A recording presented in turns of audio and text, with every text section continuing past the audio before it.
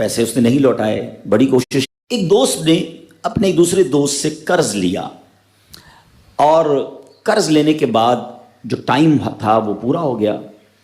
اب پیسے اس نے نہیں لوٹائے، بڑی کوشش کی اس نے کہ بھائی میری رقم واپس دے دیں، اس نے نہیں دیا. اب وہ یہ کیس لے کر عدالت میں چلا گیا اور جج صاحب سے جا کر اس نے کہا کہ اس نے میرے پیسے دینے اور یہ میری رقم نہیں لوٹا رہا. تو جج صاحب نے کہا کہ تمہارے پاس 30 دن ہیں، ودن 30 days تم نے اس کے پیسے واپس لوٹانے ہیں، ورنہ پھر تمہارے خلاف فیصلہ ہو جائے گا. تو وہ شخص گھر گیا. اب اس نے کیا کیا، اس نے صبح سے لے کر شام تک درود پاک پڑھنا شروع کر دیے. 1 دن 2 دن 3 دن 27 دن ہو گئے. وہ درود پڑھتا رہا اور انتظار کرتا رہا. پیسے تو تھے نہیں، 30ویں دن عدالت میں پیش ہونا تھا. 27 دن گزر گئے، 28ویں رات آ گئی. خواب میں اس کو کسی نے آواز دی کہ گھبراؤ نہیں، تمہارا قرض ادا ہو جائے گا. اگلے دن پھر درود پاک پڑھتا رہا. اب نبی پاک کی خواب میں زیارت ہوئی.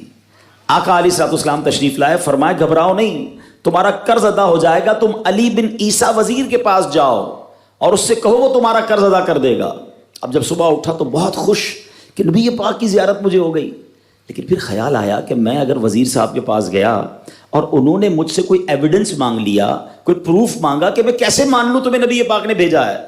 تو اس بات پر تو میرے پاس کوئی دلیل نہیں ہے. اب 30ویں رات آ گئی، آخری رات ہے، صبح عدالت میں جانا ہے.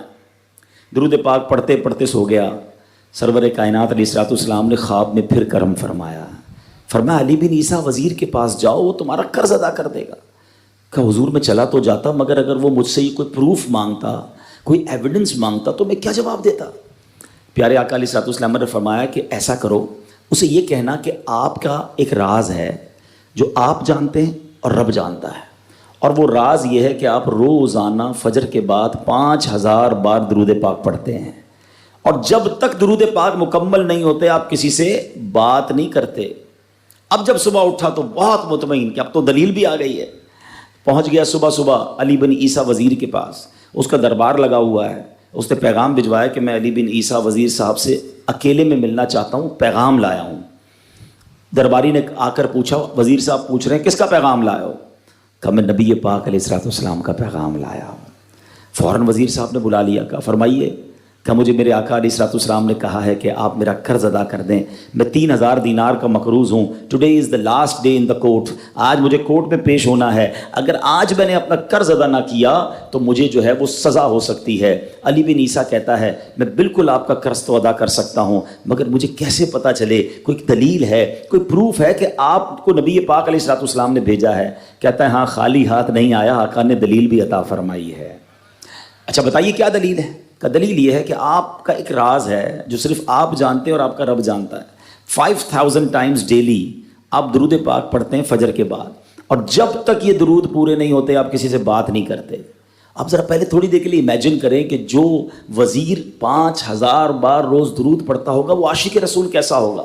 اس کی تو لاٹری نکل آئی نا، وہ تو خوشی سے جھوم اٹھا، کہتا ہے مرحبا یا رسول اللہ، میرے درود پاک قبول ہو گئے، بہت خوش. اب ابھی بیٹھے ہیں آپ. کمرے میں گیا، واپس آیا اور 3000 نہیں 9000 دینار لے کر آیا. کہتے 3000 تو نبی پاک کا حکم، مرحبا یا رسول اللہ، 3000 اور لیجیے، آپ نے اتنی اچھی خبر مجھے سنائی، اتنا پیارا خواب سنایا، آپ کے قدم میرے گھر تک آئے، اور 3000 مزید لے جائیے، اس سے اپنے بچوں کے لیے کوئی کاروبار شروع کیجیے، اور ایک وعدہ بھی کیجیے، زندگی میں آئندہ جب بھی آپ کو کوئی ضرورت پڑے گی نا، آپ میرے پاس آئیں گے، میں آپ کا بھائی ہوں. اب یہ دیوانہ بڑا خوش ہو کر عدالت پہنچا. اچھا everybody expecting over there, سب یہ سوچ رہے تھے کہ یہ اس نے آج گرفتار ہی ہونا ہے، کیونکہ تھا ہی کچھ نہیں اس کے پاس، پہلے ہی کہہ دیا تھا کہ میں کولیپس ہو گیا ہوں. اب عدالت میں جاتے ہی اس نے 3000 دینار جج صاحب کو دے دیے کہ صاحب اس کا میرا قرضہ ادا کر دیں، میں جو ہے وہ اپنے قرضے سے بری ہونا چاہتا ہوں. جج صاحب ہوتے ہیں، انہوں نے کہا قرضہ تو ادا کر دیں گے، پہلے بتاؤ پیسے لائے کدھر سے ہو؟ تم تو کہتے تھے پیسے نہیں تھے تمہارے پاس، اتنی بڑی رقم کیسے انتظام کی؟ اب بھری عدالت میں گویا اس نے زبان حال سے یہ کہا کہ اتنا دیا سرکار نے مجھ کو، اتنی میری اوقات نہیں، یہ تو کرم ہے ان کا، ورنہ مجھ میں تو ایسی بات نہیں. اب اس نے بھری عدالت میں پورا واقعہ سنایا کہ میں نے تو کچھ نہیں کیا, آقا خواب میں تشریف لائے, میں وزیر صاحب کے پاس گیا, انہوں نے یہ پیسے دیے. سنو اس زمانے کے جج بھی کیسے ہوتے تھے. وہ جج دوران عدالت اپنے کرسی سے اٹھ کر کمرے میں چلا گیا. تھوڑی دیر بعد جج صاحب واپس آئے اور 3000 دینار اس کے ہاتھ میں دیتے ہیں. کیا سارا ثواب علی بن عیسیٰ لے جائے گا؟ میں بھی تو آقا کا امتی ہوں, تمہارا قرضہ میں ادا کرتا ہوں.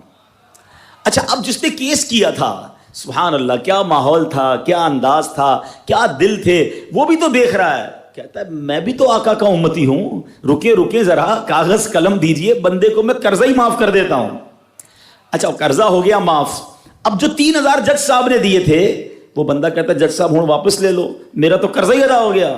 تو جج صاحب کہتے ہیں جو پیسے آقا کے نام پر نکال دیے میں نے واپس نہیں لینے, یہ سارے تم ہی لے جاؤ. اب یہ 12000 دینار لے کر یہ عاشق رسول جھومتا ہوا اپنے گھر پر جا رہا ہے. اے میرے پیارے اسلامی بھائیوں, ایک منٹ, زپٹو پہ نہیں ڈیل